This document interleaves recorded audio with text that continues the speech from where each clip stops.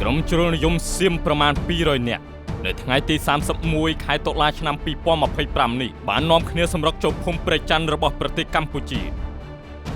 យើងបានដឹងហើយថាគិតចាប់តាំងពីថ្ងៃទី26ខែតុលាឆ្នាំ2025គឺជាថ្ងៃដែលចុះកិច្ចព្រមព្រៀងសន្តិភាពរវាងកម្ពុជាជាមួយនឹងថៃប្រទេសកម្ពុជាយើងគឺតែងតែគោរពទៅតាមកិច្ចព្រមព្រៀងសន្តិភាពមិនធ្វើអ្វីនោះទេប៉ុន្តែចំណែកឯភាគីថៃវិញមានទាំងការចូលឈូសឆាយដីរបស់ប្រទេសកម្ពុជាហើយថែមទាំងមិនទាន់ដោះលែងទាហានរបស់យើងទាំង18រូបនោះទៀតទោះបីជាលោកប្រធានាធិបតីដូណាល់ត្រាំបានស្រែកក្តែងយ៉ាងណាក្តីថាត្រូវតែឲ្យថៃដោះលែងទាហានរបស់ខ្មែរទាំង18រូបនោះជាបន្ទាន់ប៉ុន្តែថៃនៅតែមិនព្រមដោះលែងទាហានរបស់យើងទាំង18រូបហើយនៅហ៊ានដាក់លក្ខខណ្ឌឲ្យយើងថែមទៀតផងហើយឥឡូវនេះថែមទាំងមានជនជាតិថៃជ្រុលនិយមជាង200នាក់សម្រុកចូលភូមិព្រែកច័ន្ទរបស់ប្រទេសកម្ពុជាយើងហើយគេស្រែកចង់បណ្ដេញប្រជាជនខ្មែរយើងចេញពីទឹកដីនោះថែមទៀតទាំងដែលទឹកដីនេះតាំងពីដើមមកគឺជាទឹកដីរបស់ខ្មែរយើងហើយបងប្អូនប្រជាជនរបស់ខ្មែរយើងបានរស់នៅទីនេះតាំងពីយូរយារណាស់មកហើយនៅថ្ងៃទី31ខែតុលាឆ្នាំ2025នេះលោកវីរៈ ស៊ុំ ខ្វាខិតនិងបកពួកចូលរួមអុកឡុកនៅភូមិព្រែកច័ន្ទមានទាំងបើកត្រាក់ទ័រនិងអេស្កាវ៉ាទ័រផងដែរបានចូលមកក្បែរភូមិព្រែកច័ន្ទរបស់កម្ពុជាយើងប៉ុន្តែក៏ត្រូវបានទាហានថៃរារាំងជាប់ពួកជ្រុលនិយមរបស់សៀមនេះបានអះអាងចង់បណ្ដេញប្រជាពលរដ្ឋចេញពីភូមិព្រែកច័ន្ទហើយពួកគេបានប្រមូលផ្ដុំគ្នាដើម្បីទាមទារឲ្យកងទ័ពរបស់ខ្លួនចាត់វិធានការបណ្ដេញប្រជាជនខ្មែរចេញពីភូមិព្រែកច័ន្ទនិងភូមិជោគជ័យភ្លាមបើសិនជាកងទ័ពថៃមិនធ្វើតាមពួកគេទេពួកគេនឹងចូលមកដេញប្រជាពលរដ្ឋខ្មែរដែលខ្លួនឯងតែម្ដងពួកគេថានឹងបង្ហូរឈាមជាមួយប្រជាជនកម្ពុជាហើយថានឹងដេញប្រជាជនកម្ពុជាចេញពីភូមិព្រែកច័ន្ទនិងភូមិជោគជ័យបើទោះបីជាកងទ័ពរបស់ថៃមិនហ៊ានធ្វើអ្វីក៏ដោយប៉ុន្តែគួរឲ្យសោកស្ដាយសម្រាប់ក្រុមជ្រុលនិយមនេះគឺមិនបានជោគជ័យនោះទេបានត្រឹមតែនាំគ្នាបកទៅវិញដោយភាពអាម៉ាស់តែប៉ុណ្ណោះគិតទៅពួកសៀមនេះវាមិនខ្លាចកិច្ចព្រមព្រៀងនោះទេហើយក៏មិនញញើតទៅលើអន្តរជាតិនោះដែរទាំងដែលកិច្ចព្រមព្រៀងសន្តិភាពក៏បានចុះរួចរាល់លោកប្រធានាធិបតីដូណាល់ត្រាំក៏បានដឹងឮនេះក៏អាចបញ្ជាក់ថាពិភពលោកក៏បានដឹងឮផងដែរប៉ុន្តែលោក ស៊ុំ ខ្វាខិតនិងបកពួកធ្វើដូចជាមិនដឹងឮរឿងអ្វីសោះបែរជាហ៊ានមកធ្វើបែបនេះទៅវិញយើងគួរដឹងផងដែរថាវីរៈ ស៊ុំ ខ្វាខិតនេះធ្លាប់ជាប់គុកនៅខ្មែរម្ដងហើយកាលពីឆ្នាំ2004ដល់ឆ្នាំ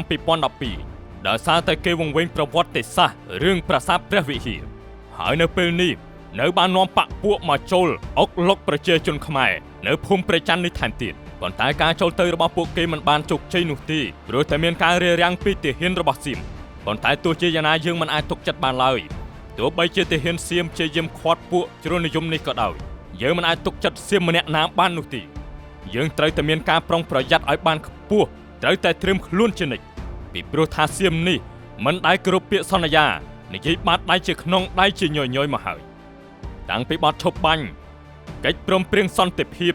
ហើយនៅការដោះលែងទាហានខ្មែរទាំង18រូបក៏គេមិនទាន់បានធ្វើដែរបើនៅតែបែបនេះតើផែនការសន្តិភាពរវាងកម្ពុជាថៃនឹងអាចទៅរួចដែរទេបើតាំងពីចុះកិច្ចព្រមព្រៀងសន្តិភាពរួចមកហើយនោះនៅតាមបណ្ដោយព្រំដែននៅតែមានការចម្រូងចម្រាសនៅឡើយប្រជាជនរបស់សៀមជាយាមអុកឡុកប្រជាជនខ្មែរធ្វើឲ្យប្រជាជនខ្មែរយើងមិនអាចនៅបានសុខនោះទេទាំងនៅថ្មីនេះកិច្ចប្រជុំគណៈកម្មាធិការព្រំដែនកម្រិតភូមិភាគកម្ពុជាថៃ OBC រវាងយុទ្ធភូមិភាគ4របស់កម្ពុជានិងយុទ្ធភូមិភាគ2របស់ថៃបានធ្វើឡើងកាលពីថ្ងៃទី28ខែតុលាឆ្នាំ2025កិច្ចប្រជុំនេះបានបញ្ចប់ដោយកិច្ចព្រមព្រៀងស្តីពីការបញ្ជាឲ្យដកអាវុធធុនធ្ងន់ចេញពីបណ្ដោយព្រំសីមានៃប្រទេសទាំងពីរស្របតាមផែនការប្រតិបត្តិការទន្ទឹមនឹងនេះភាគីទាំងពីរបានឯកភាពគ្នាលើការដកអាវុធ3ដំណើរគ្នាប៉ុន្តែបញ្ហាប្រឈមនៅតែមានស្របពេលភាគីទាំងពីររងចាំការអនុលោមច្បាប់ពេញលេញក្នុងការបន្ធូរបន្ថយព្រំដែនដែលកំពុងបន្តបើតាមការចុះផ្សាយរបស់កាសែត The Nation នៅថ្ងៃទី30ខែតុលាគេនៅចាំបានថានាយករដ្ឋមន្ត្រីកម្ពុជាសម្ដេចធិបតីហ៊ុនម៉ាណែតនិងនាយករដ្ឋមន្ត្រីថៃលោកអនុទិន ឆាយវីរៈគុលបានចុះហត្ថលេខាលើសេចក្តីប្រកាសរួមស្តីពីសន្តិភាពដោយមានប្រធានាធិបតីសហរដ្ឋអាមេរិកលោកដូណាល់ត្រាំនិងនាយករដ្ឋមន្ត្រីម៉ាឡេស៊ីលោកអាន់វ៉ាអ៊ីប្រាហ៊ីមធ្វើជាសាក្សីក្នុងគោលបំណងដើម្បីបន្ថយភាពតានតឹង នៅតាមបណ្ដោយព្រំដែនរវាងកម្ពុជានិងថៃហើយថៃបានបង្ហាញបញ្ជាអាវុធរបស់កម្ពុជាក្នុងបំណងជំរុញឲ្យផ្លាស់ទីចេញពីតំបន់ព្រំដែនរៀងៗខ្លួនបន្ទាប់ពីចេញសេចក្តីប្រកាសរួមសន្តិភាពកម្ពុជាដករថក្រោះចេញពីព្រំដែនមុនក្រោយមកថៃក៏បានផ្លាស់ប្ដូររថយន្ត2គ្រឿងពីព្រំដែនសុរិនត្រឡប់ទៅជំរំអាឌីសុនក្នុងខេត្តសារ៉ាបុរីវិញប៉ុន្តែយ៉ាងណាក្នុងន័យនេះភាគីថៃកំពុងផ្ដោតលើហនុមានរំលងភ្នំ BM21 ដោយទាមទារឲ្យកម្ពុជាដកចេញពីព្រំដែនក្នុងដំណាក់កាលដំបូងម្យ៉ាងវិញទៀតកម្ពុជាកំពុងស្នើឲ្យថៃរំកិលចេញនៅកំភ្លើងធំ155មីលីម៉ែត្រនៅក្នុងដំណាក់កាលទី1ដោយលើកមូលហេតុថាបង្កការគំរាមកំហែងកាន់តែខ្លាំងប៉ុន្តែថៃ